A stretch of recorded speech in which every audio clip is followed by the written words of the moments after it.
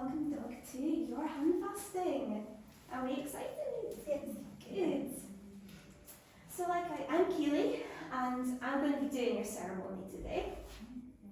And like I just said, I will tell you some history about Gretna Green and of course about the handfastings. Then I'll bind your hands in our Gretna Green tartan, then say some poems and blessings to you. Before, as they say, you will tie the knot. And at the end, we will strike the hammer on the anvil, just like the blacksmith would have done all those years ago. Does that sound fun? Yeah.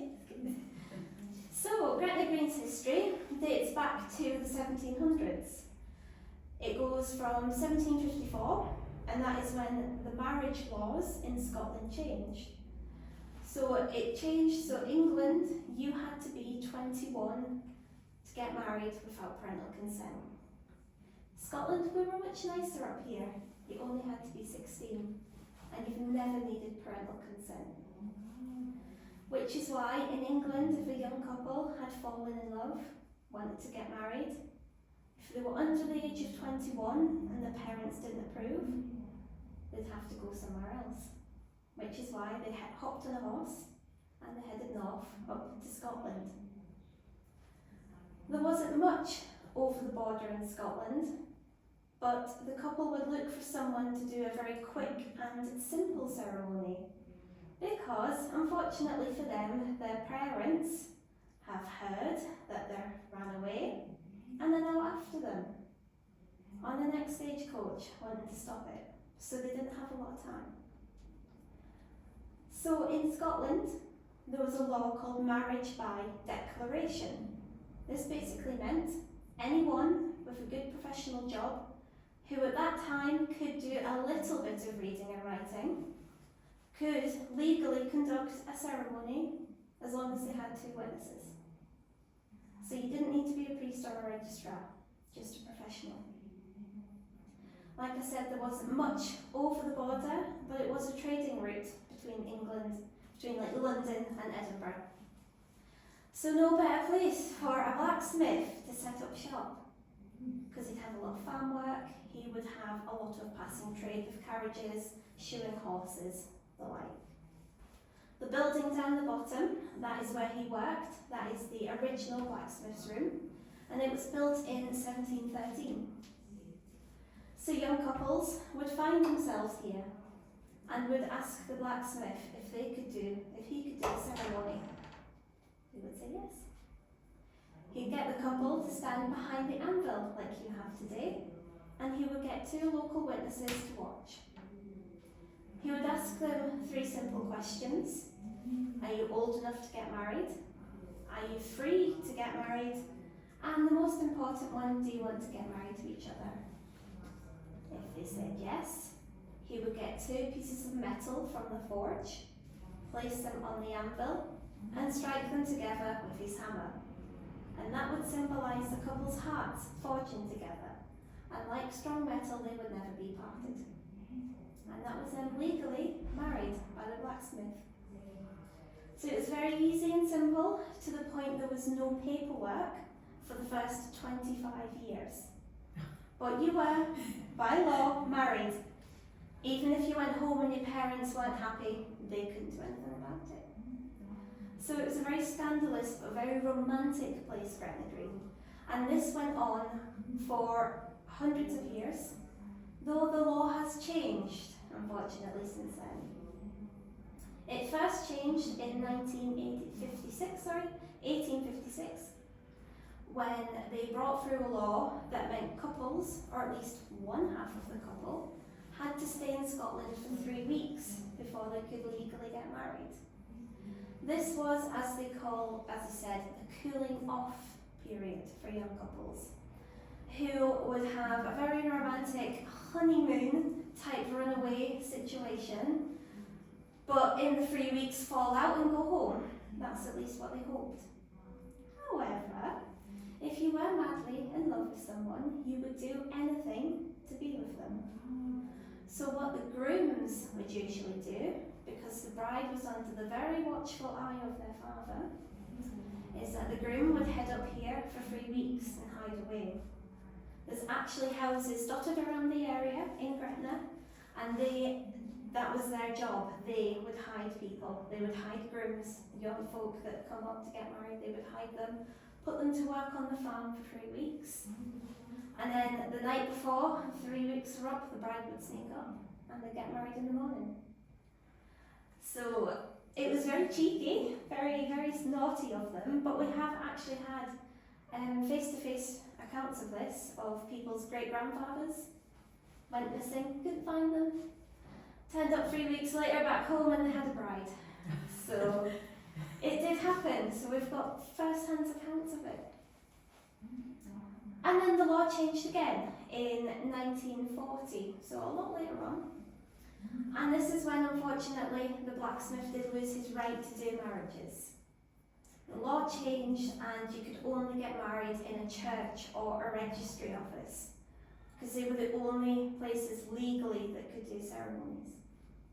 But what couples would do is get married at the registry office and then come up here and get blessed behind the anvil.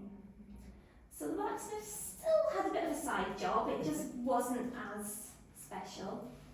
But people made sure it was still special, and that's why they came up, because that's probably what their grandparents did. And then in 1980, so the law changed again. This time, it was a young couple that decided to make a petition. They wanted to get married somewhere significant to them, so they petitioned to the government to get this changed, and the government approved it. So now in Scotland, you can get married wherever you wish, as long as you've got a legal person who's ordained to do it. So that's why we can still do marriages here, and we definitely do, because we do on average about 4,000 a year. We are the second highest place in the world for marriages. I'm sure you know what's first. Yes. Which is an amazing feat for such a tiny little place, to say we've had so many faces come through here. But of course, there's something else we do here, and that is our handfastings. So like you just asked me not long ago, handfastings aren't a legally binding ceremony. However, back then, they could have been. There's different variations of them. So back then, it would be, for pagan times, this would be the outward sign of people wanting to show their love to the world. So it could be that there was no rings at that time, or they couldn't afford them, because that kind of metalwork would be very, very expensive. But they wanted to do something, which is why they get a piece of cord or their own clan tartan and tie it from their hands. The clan chief would do the ceremony. And then a year and a day later, after they've had their handfasting, they could get married. So it was somewhat like an engagement. But of course, people did also do it for their weddings. So even now, to this day, you can have a handfasting for your wedding. But of course, it still, once again, has to be someone legal that does it. It's a complicated, it's very complicated. So you can have it incorporated into your wedding, but there's legal things you still have to say. So you can't just do the usual handfasting ceremony. So I don't know if you've heard, but in America, it is a very popular thing as well, handfasting. But apparently, I believe it's in the South, so I've been told that you jump over broomsticks. Yes. Yes, have you heard that? Good. I'm glad I'm not just going crazy. Apparently, in some places around the world, you jump over swords. You'll be very pleased to hear that you don't have to jump over the anvil today. Yay! That would be, yeah, I'd be very impressed if anyone done that. However, what we do, like I said earlier, is we do still strike the hammer on the anvil, just like the blacksmith done all those years ago for weddings and then for blessings. So we still keep history alive. Of course, again, there's no hot metal, but we do have your rings on the anvil, and we will have your hands on the anvil later on as well. So are you ready to take your handfasting journey? Perfect. So in order to do so, I need your left hands, please. And they're actually going to be shake hands that you've just met each other. So just casually shake hands. There you go. If you want to lift them up ever so slightly for me, thank you. So this is our Gretna green tartan, established in 1996. It's 2 pieces. So on one, I'm going to tuck under your thumb there, honey. This one is going to go under yours. So that thumb up there, and there. Is that comfortable? Good. So then little pieces will be very important for later. And now what I like to say to couples is, don't look at me anymore. Turn and face each other. After my waffling. So now I'm going to say some poems to you. This first poem is called True Love. True love is a sacred flame that burns eternally, and none can dim its special glow or change its destiny. True love speaks in tender tones and hears with gentle ear. True love gives with open heart, and true love conquers fear. True love makes no harsh demands, and neither rules nor binds. And true love holds with gentle hands the heart that it entwines.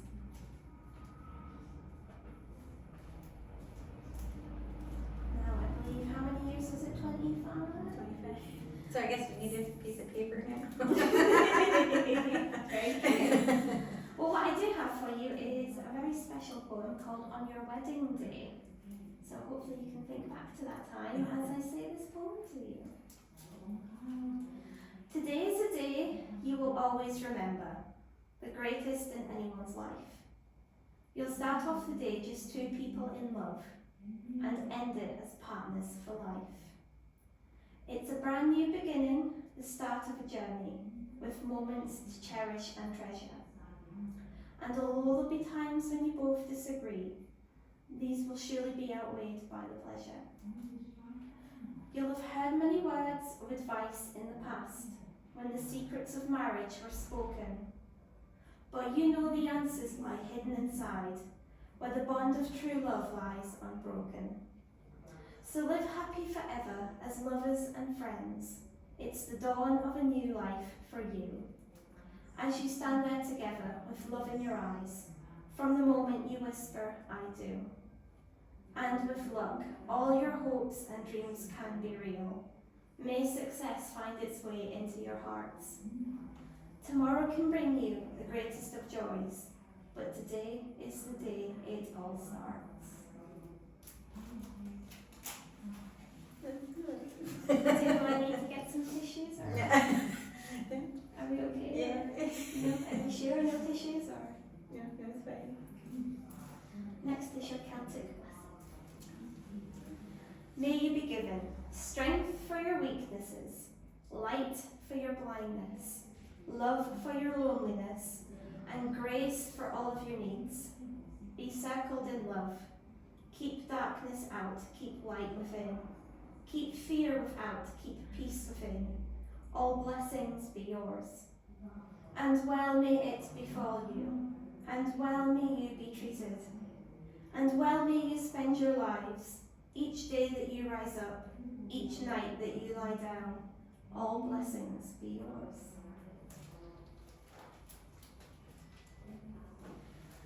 So, we have come to the part of the ceremony where, like the blacksmith, I have 3 questions for you.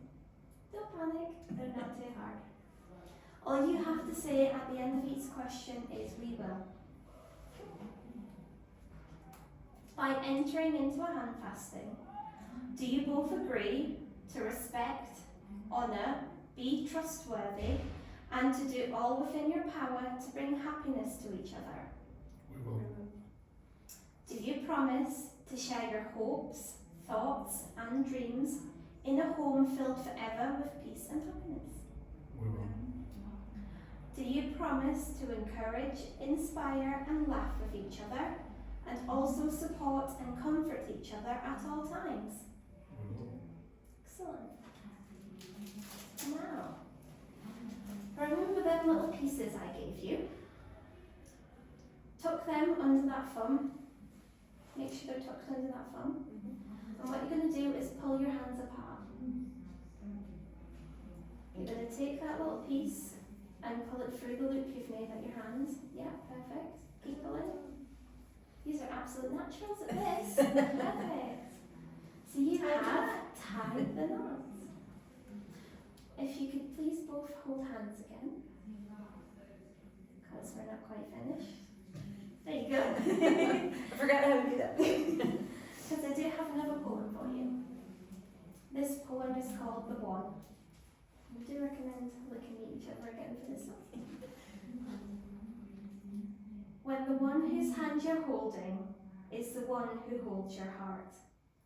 When the one whose eyes you gaze into gives your hopes and dreams their start. When the one you think of first and last is the one who holds you tight. And the things you plan together make the whole world seem just right. When the one whom you believe in puts their faith and trust in you, you have found the one and only love you'll share your whole life through.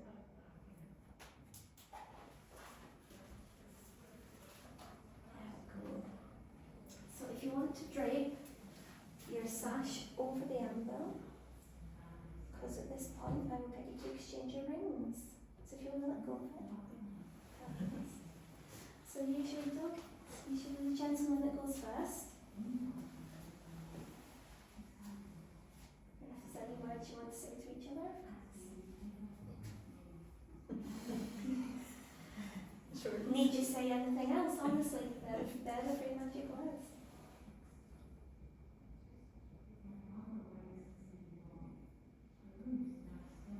Here's to another 25. Maybe we'll come back for 50. Excellent.